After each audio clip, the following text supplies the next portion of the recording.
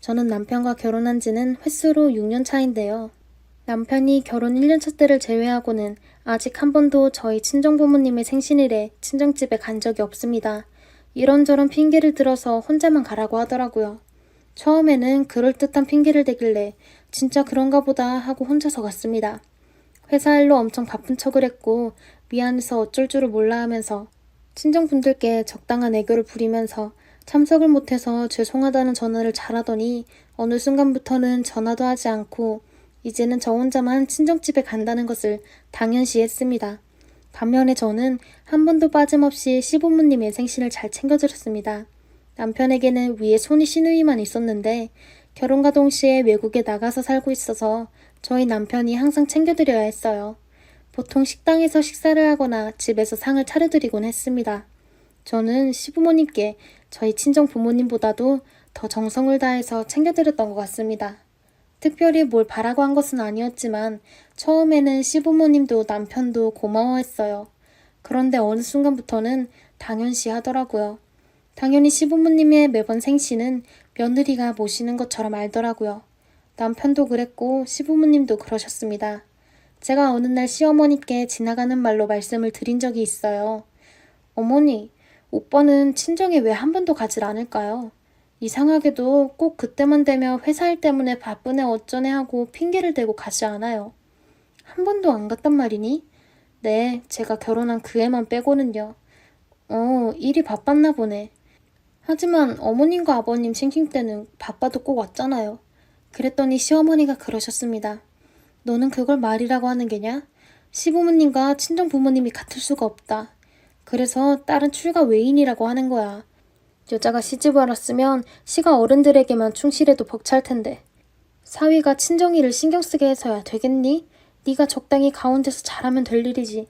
그게 내조라고 하는 거다. 저는 그 말씀에 깜짝 놀라서 어머니를 쳐다봤어요. 그렇게 말씀하시면서 왜 어머니는 미국에서 살고 있는 형님이 한 번도 한국에 찾아오지 않는다고 서운해하셨어요? 그것과 이것이 같니? 말 같은 소리를 내라. 그래서 어처구니 없어서 다시 말했습니다. 어머니, 며느리는 무조건 시부모가 우선이고 친정 부모님은 그 뒷전이라고 하시는데 어디 헌법에 써있기라도 해요?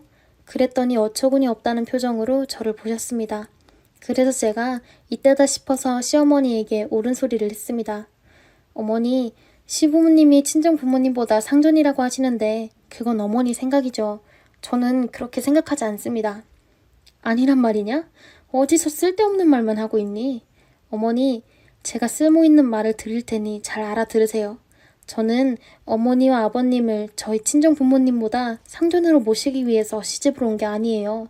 제가 왜 낳아주고 키워주신 저희 친정 부모님보다 어머님, 아버님이 더 귀하다 하겠습니까? 뭐야? 어쩌고 저쩌지? 넌 터진 입이라고 시험이 말꼬리를 잡고 잔소리를 하는 거냐? 그래도 제가 할 말은 다 해야겠다고 생각했습니다. 그동안 제가 두 분께 생신이라 생신상도 차려드리고 선물도 드리고 용돈도 드리고 했던 것은 남편을 낳아주시고 키워주신 분이라서 그런 거지 두 분 아끼는 마음에 그런 건 아니에요. 너 오늘 뭐 잘못 먹었냐? 따박따박 말하는 거 들어보니까 아주 나를 잡은 것 같구나. 네, 나를 잡은 거예요. 제가 6년 동안 남편 부모님이고 수아의 할아버지 할머니라서 배려해서 잘 해드렸는데요. 올해부터는 그렇게 못하겠어요. 이번에도 수아 아빠가 또 무슨 핑계를 대고 다가오는 친정아버지 생신일에 거짓말하고 안 올 거 뻔한데요. 그래서 뭐 어쨌단 거냐. 네가 지금 시애미한테 뭐 어떻게 하겠다는 거야? 저도 이제는 어머니 아들과 똑같이 해야겠어요. 제가 그동안 핑계거리가 없어서 어머님 아버님 생신일을 챙겨드렸던 것은 아니니까요. 그냥 미리 말씀드린 거니까 그리 알고 계시라고요. 아니 너 미쳤냐? 그걸 말이라고 하고 자빠진 게야? 그래서 말씀인데요. 앞으로 제가 여기 오지 않으면 어머니 아들이 친정집에도 가지 않아서 그런가 보다 라고 생각하세요. 그럼 이만 가보겠습니다. 그동안 안녕히 잘 계세요. 라고 말하고는 뒷꼭지에다 대고 뭐라 해도 못 들은 척 그는 시댁에서 나와버렸습니다. 틀림없이 시어머니가 욕을 하시면서 남편에게 전화를 해서 괘씸하다고 저를 욕하실 게 뻔했습니다. 아니나 다를까 남편이 저에게 난리를 치더라고요. 당신 어찌 며느리가 되어가지고 시어머니한테 감히 그따위로 말을 했어? 내가 틀린 말을 했니? 어머님도 미리 알고 계셔야 할 거 아니니. 그랬더니 저한테 며느리니까 자기 엄마한테 사과 전화하라고 난리를 쳤습니다. 그래서 제가 그랬네요. 너는 그동안 내 친정 부모님의 생신에는 한 번도 참석하지 않은 것에 대한 미안함은 없니? 이 천하의 못된 자식아. 그리고 남편과 더 이상 말하기도 싫어서 얼굴도 마주치지 않으려고 했고 알아서 먹고 다니던지 말던지 밥도 차려주지 않았습니다.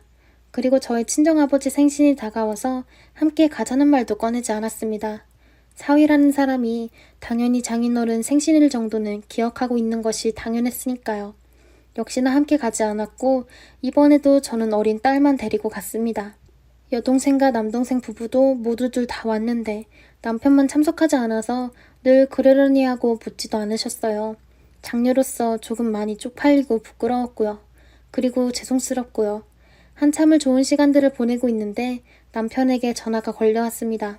그래서 조용히 식당 화장실로 가서 전화를 받았습니다. 어디 간 거야 수아랑 둘 다 집에도 안 들어오고. 오늘 아버지 생신인 거 몰랐니? 이상하네. 오늘은 한가했나 보네. 집에 일찍 들어온 것 보니. 아, 그랬어? 미안해. 내가 깜빡했어.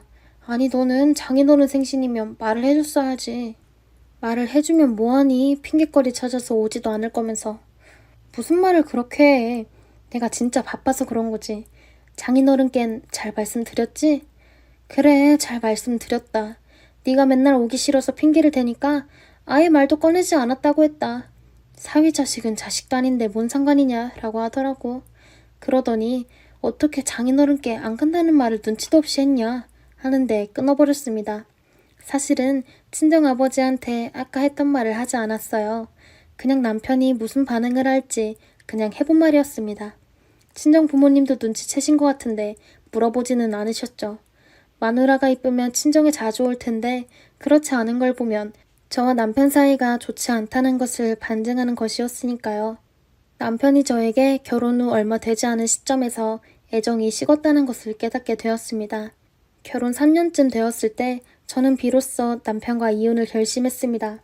이혼 준비를 차곡차곡 해왔어요. 그렇다고 해서 남편이 바람을 피웠거나 그런 정황을 확실하게 잡지는 못했습니다. 뒷조사를 해서 확실한 물증을 잡으려고 했는데 그냥 여러 여자들과 만나다가 말더라고요. 그래서 어떤 여자에게 마음이 있어서 저와 저희 친정 측을 멀리하는 건 아닌 것 같고 그저 제가 친정집에서 장녀라서 장남 노릇을 하기 싫어서 그런 거더라고요. 남편은 제가 이혼을 꿈꾸고 있다는 사실은 전혀 눈치를 채지 못했습니다. 저에게 관심도 없는데 눈치를 챌 리 만무했죠. 그런데 몇 달이 지난 후에 시어머니 칠순이 다가온다면서 칠순잔치를 하자고 했습니다. 그래서 제가 말했어요. 내가 무슨 상관이니? 내 부모는 내가 알아서 잘 챙겼으니까 네 부모는 네가 알아서 잘해라. 그랬더니 너무한다면서 이혼하자고 하더라고요. 그래서 이때다 싶어서 준비해둔 이혼 서류를 내밀었더니 기절하려고 했어요. 제가 잘 읽어보고 사인하라고 했습니다. 이혼 사유는 전적으로 남편에게 있다는 사실과 그 근거를 다 열거해 놓았고 모든 재산과 딸의 양육권을 제가 다 가져갈 것이고 양육비도 귀찮을 테니 일시불로 지급해달라고 했습니다.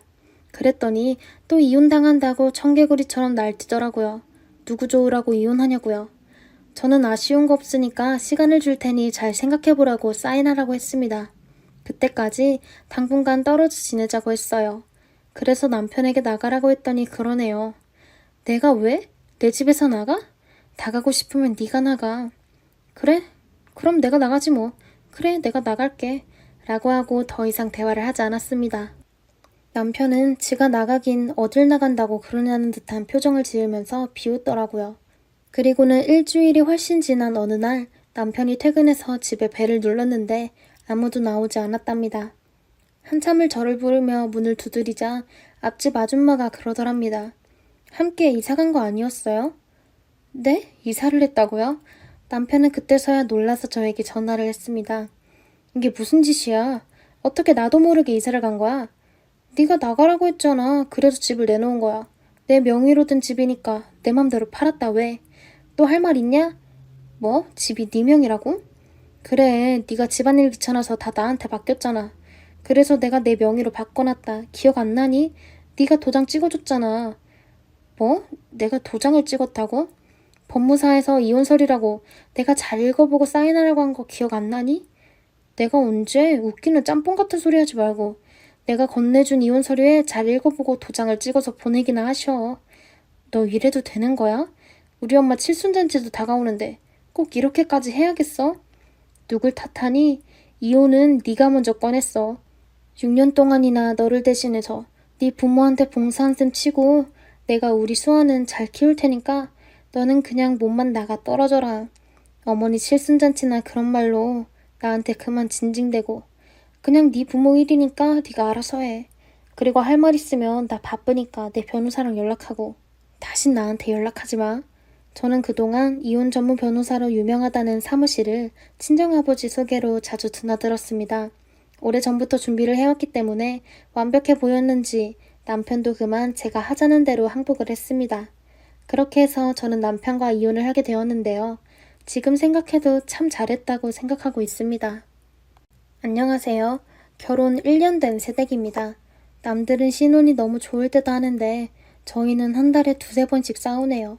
너무 힘이 들어서 조금이라도 의지해보고자 글을 남겨봅니다. 저희는 부모님 도움 없이 집 전세 대출금 같이 갖고 있고 반반 결혼으로 진행한 평범한 30대 초반 부부입니다. 연애는 3년 정도 하고 결혼을 했는데 결혼 후 저는 월 250만원, 남편 월 350만원 정도 맞벌이 부부였어요. 아직 아이는 없고요. 처음에 신혼 3개월 동안 경제권에 대한 이야기가 없어서 우리는 부부 경제 관리를 어떻게 해야 할지 물었더니 편하게 각자 하자고 하더라고요. 각자라는 의미가 이해가 되지 않아. 그럼 주로 살림을 하는 사람이 나인데 내가 장 봐서 밥 해먹고 사는 게 불합리하다고. 생활비를 같은 금액으로 합쳐서 생활하자고 했더니 카드를 주더라고요. 월 50만원 정도 장 보고 사용했습니다. 그런데 그달 말에 어디에 쓰는 건지 묻더라고요. 카드 쓴 거라 주로 마트라고. 카드 명세서가 찍혀 있을 텐데 내가 자기 돈으로 낭비라도 한 거 아니냐. 뭐뭐 쓴 거냐고 물어서 기분은 나빴지만 설명해줬습니다. 설명 후에 생활비에 대해 월 말마다 보고하고 일일이 허락을 받아야 한다면 이 카드 쓰지 않겠다고 했습니다. 감정적으로 자존심이 너무너무 상했고 치밀한 모습에 정남이가 딱 떨어졌어요. 많은 돈도 아니고 고작 50만원, 생활비 쓴 거 가지고 저러니 기분이 너무 나빠서 매달 80만원 받자고 남편한테 굽신대듯이 카드 쓰고 설명하기 싫었습니다. 남편은 내가 아파트 관리비 내지 않냐고 관리비랑 본인 보험 등 월 30만원 정도 고정 지출. 자기도 돈 버는데 그걸로 사용하면 되지 왜 나한테 돈을 달라고 하냐고 하더라고요. 그러면 자기는 달랑 30만원 쓰면서 저더러 생활비를 다 쓰라는 거잖아요. 50만원 쓰는 것도 허락받고 쓰라는 듯이 저러는데 사람한테 질린다는 게 뭔지 그때 느꼈습니다.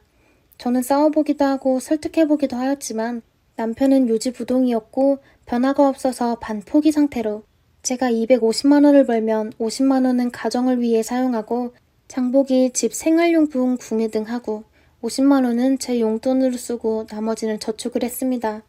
그리고 남편은 한 달에 3번 정도 외식할 때 계산하고 아주 가끔 한 달에 한 번 정도 마트에서 장을 보면 10만원가량 계산하였습니다. 아무리 말해도 공동 생활비로 쓸 수 있도록 통장을 만들어 생활하자고 해도 변화가 없는 남편, 어찌해야 할까요? 저는 양심에 손을 얹고 허튼 곳에 돈을 쓴 적은 없습니다. 평소에도 검소하게 생활하고 있고요. 아직 혼인신고 전이라 제 행복을 찾아 대화 후 해결점이 없으면 끝내는 게 맞을지 정말 깊은 고민 중입니다. 먼저 결혼 생활 해보신 분들은 생활비를 어떻게 쓰시는지요? 제 남편처럼 저렇게 말도 안 되는 쫌생이 짓 하는 분도 있는지요? 생활비 한 푼도 안 내겠다고 하는 남편 어떻게 해야 할까요? 현명한 선배님들의 댓글 부탁드립니다. 추가합니다. 좋은 방법을 알려주셔서 이런 상태로는 도저히 같이 살 수가 없겠다. 이혼까지 할 각오로 버릇을 고쳐보겠다고 실행에 옮겼습니다. 만약에 이런 방법도 안 된다면 이혼하자 결심했고요. 첫 번째는 생활비도 안 주는데 아이 낳지 않겠다고 남편한테 선언을 했습니다. 생활비가 없어서 아이를 어떻게 키우냐고 무한 반복을 했습니다. 밥 먹을 때 쌀 떨어졌다, 생활비 없다, 땅 파면 밥이랑 반찬이 뚝뚝 떨어지냐, 밥 해먹는 것보다 사 먹는 게 더 싸다. 두 번째는요, 생활용품을 내 것만 사서 쓰기 시작했습니다. 사소한 것 하나까지요. 샴푸랑 바디워시, 치약, 칫솔, 휴지까지 이케아에서 철제 캐비넷에서 자물쇠 걸고 사용했습니다. 화장실에 당장 휴지가 떨어져서 휴지를 달라길래 확 안 주고 싶었지만 안 줄 수는 없어서 현금 달라고 했습니다. 휴지 하나에 5,000원 달라고 했습니다. 정말 치사하게 군다고 하길래 진짜 치사한 건 너라고. 그럼 주지 말까? 하면서 줬습니다. 나한테 사면 비싸니까 당신이 직접 사서 써 하면서요. 빨래도 일절 안 해줬습니다. 세탁기 돌릴 때 제 빨래만 했습니다. 물론 세제도 캐비넷에 두고 저만 썼습니다. 혼자 빨래방 가더군요. 집 빨랫감 가지고요. 세 번째는 외식 칼같이 더치해서 꼬박꼬박 메뉴 시킨 것대로 각자 냈습니다. 집에서는 딱 1인분만 밥해서 저만 먹고 싹 치웠습니다. 당장 제가 장을 안 보니 집에 먹을 것도 없고 생필품이 바닥이 났죠. 이렇게 했더니 한 달 만에 생활비 개념 이해하고 꼬리 내리기 시작했습니다. 화장실 휴지 한 장 자기가 사오지 않는 한 못 쓰게 하니까 한 일주일 된 날쯤 얼굴이 몰라보게 어두워지기 시작하더라고요. 자기가 직접 사오지 않으면 저한테 부탁해서 비싼 값에 사거나 급한 건 편의점 가니 정말 비싸고 돈이 쑥쑥 나갔죠. 밥은 밥대로 못 먹고 사는 게 아닌 게 된 거죠. 결혼 생활이 이런 건 아닌데 새삼 뭔가 깨닫는 것 같더라고요. 저한테 공동생활비 얼마 내면 되냐고 하길래 너 월급 많이 타니 관리비는 네가 내고 공동생활비는 70만 원 줘라. 난 너보다 월급이 적으니 50만 원 내겠다. 너한테 가계부는 절대 검사 안 받을 거다. 그리고 우리 맞벌이다. 가사 분담 정확히 하자 해서 제가 밥 담당, 남편이 청소와 설거지 담당. 큰 건 이렇게 나왔네요. 생활비 쓰고 좀 남는 건 양가 부모님 생신이나 명절 때 선물비 똑같이 사용하기로 했고요. 대출같이 갚느니 내가 갚는 만큼 지분 설정해달라고 했습니다. 남편 명의 단독으로 되어 있었습니다. 갱신 계약서 쓸 때 그렇게 하기로 했고요. 이번 계기로 제가 부당하다고 느낀 거 많이 개선했습니다. 하지만 남편이 이렇게 바뀌었는데도 기쁘거나 하지는 않아요. 이건 제가 말할 게 아니라 당연한 거였는데 지난 1년 동안 뭘 한 건가 싶어요. 그동안 생활비 때문에 너무너무 지치고 시달려서인 것 같습니다.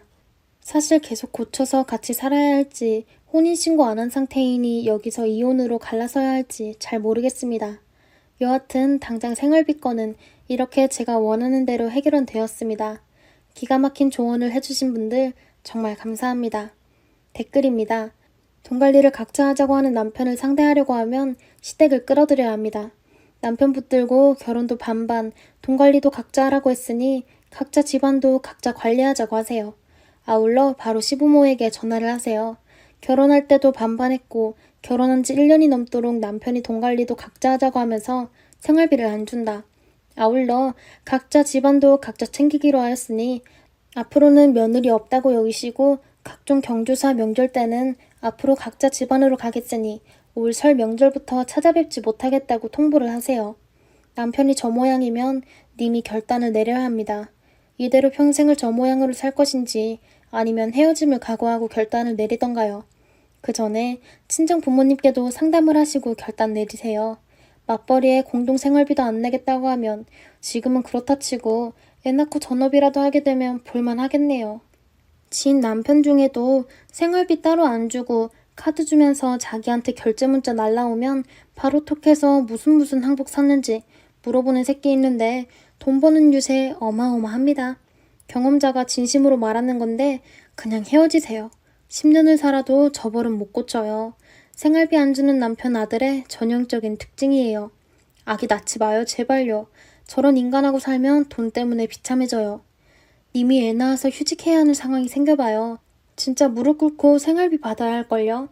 아마 생활비도 안 주면서 별 지랄을 다 떨 듯. 앞으로 먹을 것도 딱 님 먹을 것만. 청소 빨래도 딱 님이 있는 공간만 하세요. 밥도 님 먹을 것만 하고 샴푸나 생필품은 당분간 일주일 쓸 정도만 구매해서 넣어놓고 님 혼자 사용하고요. 명절이나 각종 집안일은 각자 챙기고 분리를 확실하게 해주세요. 관리비 내는 걸로 그냥 던져버리고 청소 빨래 등 완벽하게 본인 것만 하면서 현재 남편이 얼마나 이기적인지 느끼게 해주세요. 왜 살림을 당신이 해줘요? 왜요? 여자의 노동력은 제공받으면서 관리비는 고작 20만 원 찔끔 내고 여자 돈으로 여자가 해주는 밥 받아서 지 입으로 넣는 철없는 남자. 대체 생활비는 왜 안 내는데 밥은 왜 해줘요? 청소 빨래는 왜 해요? 룸메는 각자 자기 일이라도 하지. 저거 정말 기생충이잖아. 현재 남편이 쓰니한테 얹혀 사는 형태인데 심각하게 생각해봐요. 저 남자 뼈 빠지게 일해서 평생 먹여 살리고 싶은가? 쓰니 남편 같은 남자 얘기 가끔 들어봤는데 10년 넘게 부부를 살아도 생활비 절대 안 주고 개선의 여지가 없어요. 결혼하신 거예요? 룸메이트를 구하신 거예요?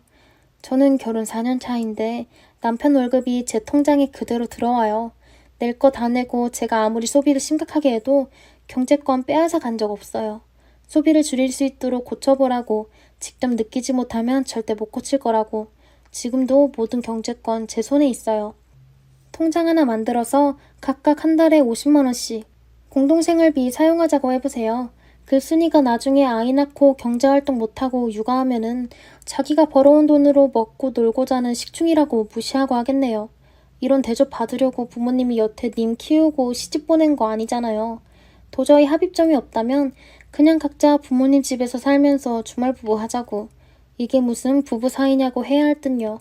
돈 각자 할 거면 시댁 제사 명절도 각자 집에 가는 게 맞는다고. 시댁과 친정에도 알리고 일절 각자 집에 신경 끄고 살며 며느리 노릇 같은 거 바라지 않고 딱 부부 둘이 각자 돈 쓰고 사는 걸로 합의하세요. 아니면 여자는 명절 노동, 며느리 노릇 양가 챙기고 정말 억울해지죠. 아기 태어나면 반반 계산 어찌하려고 그러는지. 돈 진짜 많이 들고 아기 간식 사내라고 하면 그것도 반반 낼 건죠.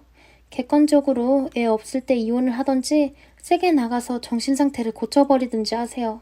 식사나 빨래 등 모든 집안일에서 손 빼세요. 물어보면 각자 하자고 하면 됩니다. 관리비 본인이 냈다고 하면 그동안 내가 식료품 내고 무료로 밥 해줬으니 억울해 말라고. 반년 지나면 관리비 반 내주겠다고 하세요. 싸울 필요도 없고 차분하게 하우스메이트 대하듯이 하면 됩니다.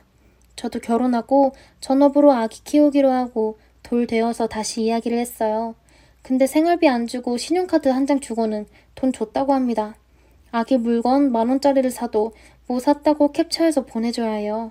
기분 나쁘다고 그랬더니 돈돈 거리면서 지금 얼마나 내가 힘든지 신경이나 쓰냐고 되려 발광을 하네요.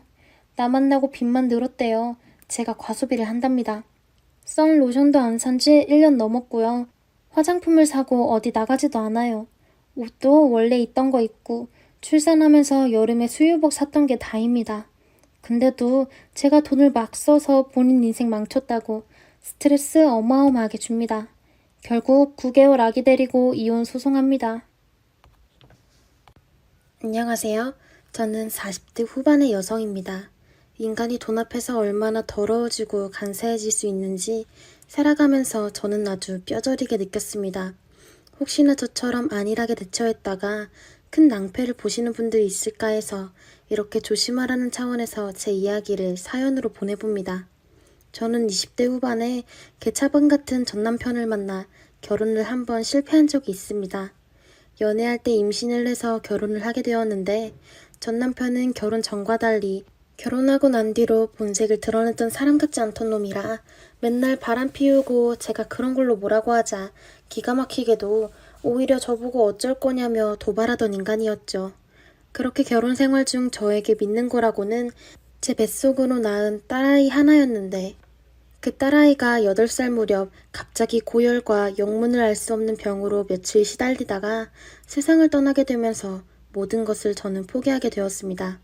딸아이 한번 돌본 적 없이 밖으로 싸돌아다니는 전 남편은 저에게 손가락으로 삿대질을 하며 네가 죽인 거라며 말을 했을 때는 그땐 정말 세상에 아무런 희망도 없었죠.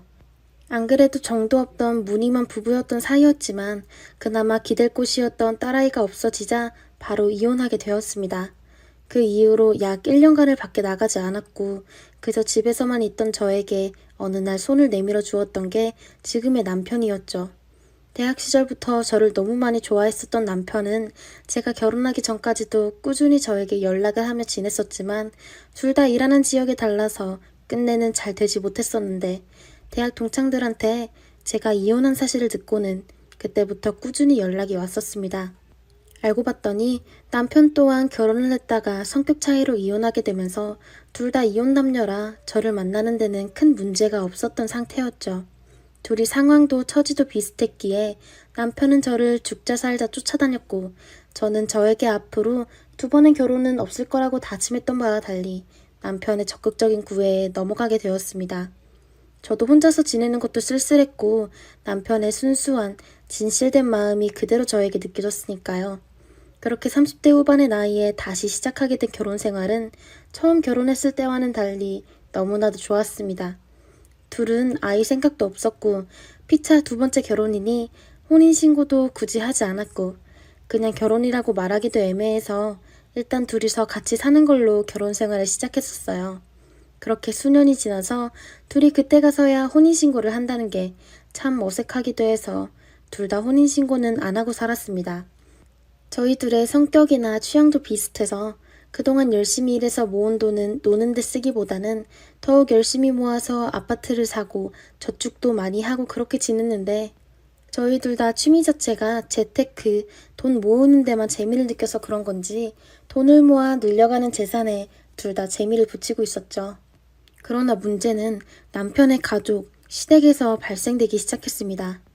저희 둘의 결혼식만 올렸을 뿐 모든 시댁 식구들은 저를 며느리라고 부르면서 지냈었죠. 실제로 다른 며느리들 하는 것처럼 명절이면 시댁에 찾아가 요리도 하고 전도 부치며 제사 준비도 도왔고 집안 결혼식에도 모두 참여했습니다. 저희 남편은 이남 이녀 중 장남이었기에 특히나 제사 같은 일로 호출도 많았어요. 또한 남편 형제 중에 저희 부부가 제일 잘 살았는데 시누이나 도련님 같은 경우는 시집 장가를 가서도 맨날 형편이 어렵다며 뻔뻔하게 가족 계를 하자고 하고서는 그렇게 막상 또 돈이 모이면 개주이던 도련님이 먹지를 않나. 그 돈도 알고 보면 다른 시누이들은 한 푼도 안 냈고 저희만 주구장창 내던 돈이더군요. 택시기사 일하면서 힘들다고 하던 도련님과 시누이의 남편인 태권도 도장이 어렵다. 이번 달 월세만 좀 어떻게 안 되겠느냐 등의 핑계를 대며 수시로 저희 남편에게 찾아와 마치 돈을 맡겨놓은 것 마냥 돈을 달라고 하였고 그렇다 보니 남편만 주는 것도 뭐해서 제가 사비를 둘 때면 시어머니는 며느리가 너무 잘 들어왔다고 시누이들 역시 새언니 너무 좋다고 하였고 도련님 또한 형수님 없었으면 우리 어머니 어쩔 뻔했냐고 말하면서 제 손을 잡고는 여러 번 굽신굽신 되던 사람들이었습니다. 그래서 저는 이분들이 돈 버는 능력이 부족해서 그렇지 사람이 나쁜 사람들이 아니고 또 남편이 가족들을 끔찍히 아끼는 마음을 알기에 저도 그들을 그렇게 나쁘게 바라보지 않았습니다. 돈 문제를 쏘가리는 몇 번 했어도 겉으로 보이는 모습들은 항상 좋았으니까요. 뭐 그럴 수밖에 없겠죠. 대부분의 돈들은 저희 부부가 다 냈으니 그렇게 10년을 넘는 시간을 살아왔습니다. 그동안에 홀로 계신 시어머니마저 돌아가셔서 시부모님 자체가 두 분 다 안 계시게 되었죠. 그 제사상도 저희가 모두 차려드리고 그 뒤로도 명절이면 시누이와 도련님이 저희 집에 찾아와 인사를 하고 지내는 게 일상이었습니다. 그때마다 저희 부부는 조카들에게 용돈도 주면서 보탬이 되라고 도와주기도 했고요. 그러던 어느 날 남편이 고혈압이 문제가 되었는지 집안에서 갑자기 쓰러진 것을 발견하였고 병원에 다급하게 실려갔으나 남편은 끝내 의식을 차리지 못하고 병실에서 혼수 상태로 즉 식물인간으로 누워있게 되었습니다. 그때 저는 너무 슬프고 힘들어서 병원에 있는데 남편이 언제 깨어날지도 모르고 이대로 있다가는 몇 년 살지도 못하고 죽을지도 모른다고 말하자 시댁 식구들의 분위기는 심상치가 않았습니다. 그러던 어느 날 갑자기 시누이와 도련님이 저에게 다가와서는 나가라고 소리치더군요. 그래서 제가 무슨 소리인지 알 수가 없어서 그저 아무 말 없이 멍하니 서 있자 여기는 가족들만 모이는 장소라고 하더군요. 그래서 저는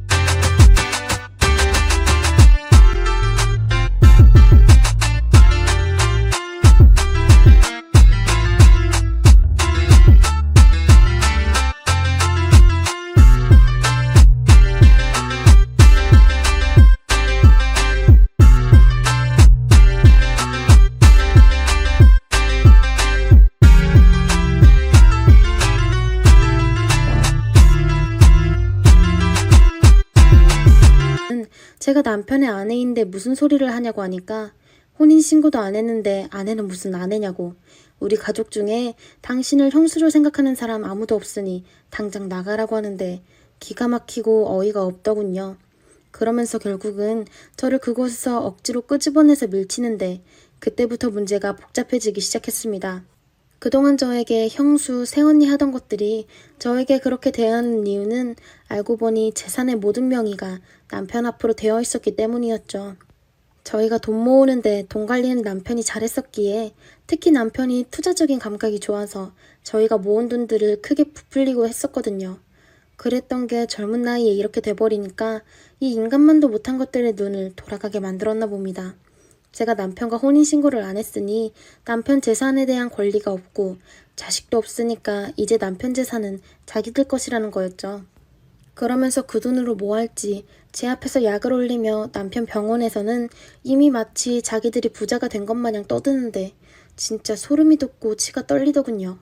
어떻게 인간들이 이렇게 한순간에 바뀔 수가 있는 건지 돈을 못 벌어도 사람만큼은 제대로 된 인간들이라고 생각했는데 그냥 지금 보니 근본도 없는 인간 쓰레기 같은 기생충들이었던 거죠. 그저 기회가 생기자 그 돈을 전부 다 꿀꺽하고 싶었던 겁니다. 저도 어쩔 수가 없어서 병원에서 쫓겨나듯이 나와 남편의 병원에도 못 간 채로 변호사를 일단 찾아갔습니다. 저는 그때까지만 해도 남편의 재산을 못 받을 줄 알고 너무나도 상심에 빠져 있었는데 변호사님께서는 저에게 걱정 마시라며 지금이라도 혼인신고를 하면 된다고 하더군요. 이미 주변 사람들이 두 분이 부부라는 걸 시댁 식구들과 친정 식구들도 다 알고 있고 기록들이 모두 남아있는 점을 통틀어 남편이 깨어날 수 없는 홍수 상태라 하여도 혼인 의사를 처리할 것이 없어 보인다는 점을 들어 지금이라도 제가 혼인신고를 하면 그 모든 재산을 안 뺏길 수 있다고 했습니다.